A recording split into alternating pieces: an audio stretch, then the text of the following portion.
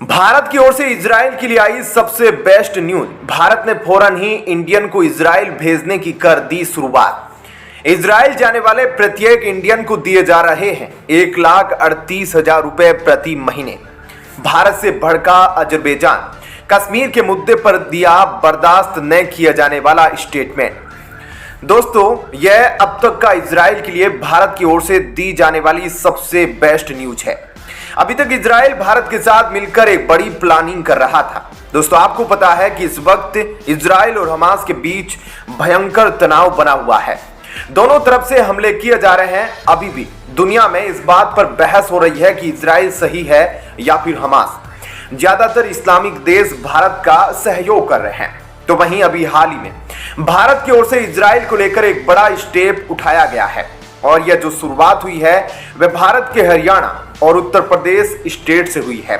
भारत डंके की चोट पर इजराइल की मदद के लिए मैदान में उतर चुका है। तो आप सोच रहे होंगे कि क्या भारत इजराइल की तरफ से युद्ध में साथ देगा? तो ऐसा नहीं है। वैसे तो जब भारत और पाकिस्तान के बीच युद्ध हुआ था तो इजराइल ने भारत की युद्ध के दौरान सैन्य हथियारों के मामले में जमकर मदद की थी, लेकिन इजराइल ने अभी तक भारत से सैन्य हथियारों की मदद नहीं मांगी, बल्कि इजराइल भारत के नागरिकों की डिमांड कर रहा है। तो सवाल यह है कि भारत से जाने वाले ये नागरिक इजराइल में क्या करेंगे? इन भारतीयों को इजराइल बुलाकर कौन से काम कराए जाएंगे? इन भारतीयों को कितनी सैलरी दी जाएगी? और इस पर हरियाणा स्टेट और उत्तर प्रदेश की ओर से कौन से ऐलान किए गए हैं? सब कुछ विस्तार से इस वीडियो में हम आपको बताने वाले हैं। बस आप वीडियो को अंत तक जरूर देखिए। दोस्तों, दशकों पहले से भारत के साथ कंधे से कंधा मिलाकर चलने वाला इजराइल मौजूदा वक्त में भयंकर युद्ध में फंसा हुआ है।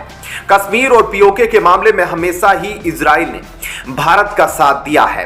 तो अब भारत अपने नंबर 1 दोस्त इजराइल की मदद के लिए भारत के अंदर भर्ती शुरू कर दिया है।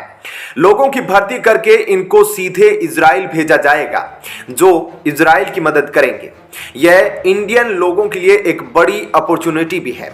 अभी तक इजराइल के अंदर जो स्थान फिलिस्तीनियों के थे उन स्थानों पर इंडियन लोग कब्जा करने वाले हैं, जिसके लिए हरियाणा और उत्तर प्रदेश में 10,000 लोगों के लिए भर्ती निकाली गई है।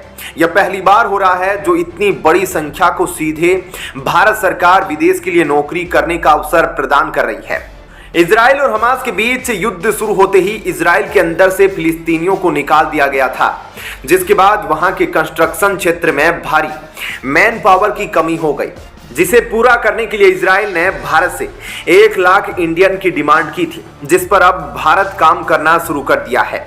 लेकिन यहां पर सवाल यह है कि जो इंडियन इजराइल जाएंगे उनका कॉन्ट्रैक्ट कितने दिनों का होगा, उनके रहने की व्यवस्था क्या होगी, उनकी मेडिकल इंश्योरेंस की व्यवस्था क्या होगी या नहीं, क्योंकि गाजा के टारगेट में इस वक्त पूरा इजराइल है और लगातार हमास की ओर से बम बरसाए जा रहे हैं।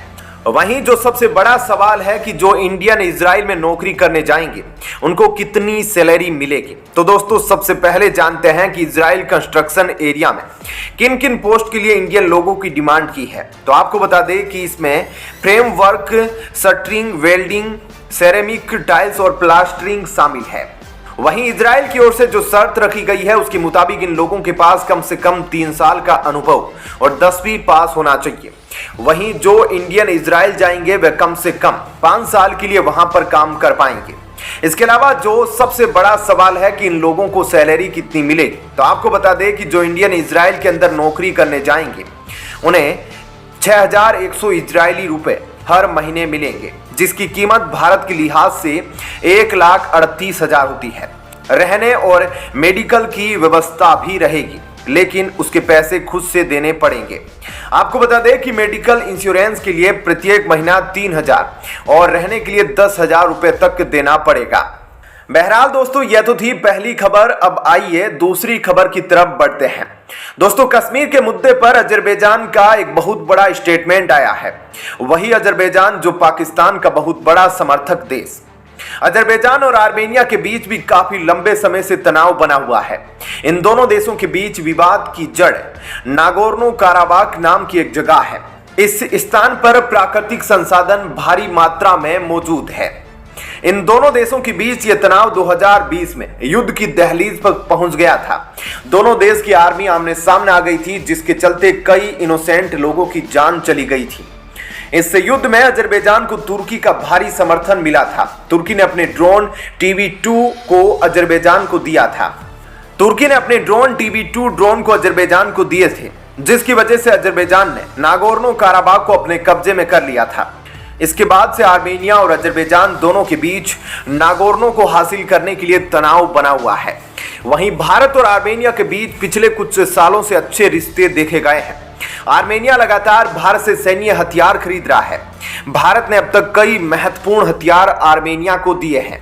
वहीं फ्रांस से भी आर्मेनिया हथियारों की खरीदारी कर रहा है, जिसकी वजह से कई बार अजरबैजान भारत से गुजारिश भी कर चुका है कि वह आर्मेनिया को अपने हथियारों की सप्लाई न करे। लेकिन भारत का कहना है कि वह अपना हथियारों का व्यापार कर रहा है, जिसकी वजह से भारत और अजरबैजान के बीच संबंध कमजोर होते दिख रहे हैं। पिछले साल जब भारत ने Pinaka rocket barrel launcher system Armenia को सप्लाई किए थे, जिस पर अजरबैजान ने प्रतिक्रिया देते हुए कहा था कि भारत आर्मेनिया को हथियार बेचकर युद्ध के लिए भड़का रहा है। लेकिन दोस्तों, अब जो मीडिया रिपोर्ट्स के मुताबिक खबर आई है, वह खबर अजरबैजान को फिर से बड़ा झटका देने वाली है। दरअसल खबरों के मुताबिक भारत आर्मेनिया को आकाश मिसाइल डिफेंस सिस्टम बेच सकता है, जिसकी वजह से झल्लाए अजरबैजान ने एक बार फिर से पाकिस्तान के लिए अपनी हमदर्दी का इजहार किया है और भारत के कश्मीर पर अपनी भड़ास निकाली है। भारत में अजरबैजान के वर्तमान राजदूत अशरफ ने इंटरव्यू में कहा कि कश्मीर को लेकर हमारा रुख साफ है, हम इसमें पाकिस्तान का समर्थन करते हैं। अजरबैजान के राजदूत यही नहीं रुके, उन्होंने आगे कहा कि कश्मीर को लेकर हमारा स्टैंड 30 साल से एक जैसा है। हम कश्मीर के मुद्दे पर अंतर्राष्ट्रीय कानून और UN के प्रस्ताव के तहत हल चाहते हैं, क्योंकि यह पूरे साउथ एशिया में शांति के लिए सबसे जरूरी है। दरअसल अजरबैजान की आर्मेनिया के साथ दुश्मनी जग जाहिर है। भारत के रिश्ते हाल ही के सालों में आर्मेनिया से लगातार मजबूत हो रहे हैं। लगातार भारत आर्मेनिया को हथियारों की सप्लाई कर रहा है, जिस पर अजरबैजान के राजदूत अशरफ ने कहा कि भारत सरकार को आर्मेनिया को हथियार बेचने के अपने फैसले पर पुनर्विचार करना चाहिए। यह हथियार आर्मेनिया में विद्रोहियों तक पहुंच रहे हैं, जो क्षेत्र की शांति के लिए ठीक नहीं है। बहरहाल दोस्तों, इस वीडियो में इतना ही। लेकिन आपको वीडियो पसंद आई हो तो वीडियो को लाइक कीजिए, चैनल को सब्सक्राइब कीजिएगा और चैनल को सब्सक्राइब जरूर कीजिएगा। मिलते हैं आपसे एक और नई वीडियो के साथ। जय हिंद, जय भारत।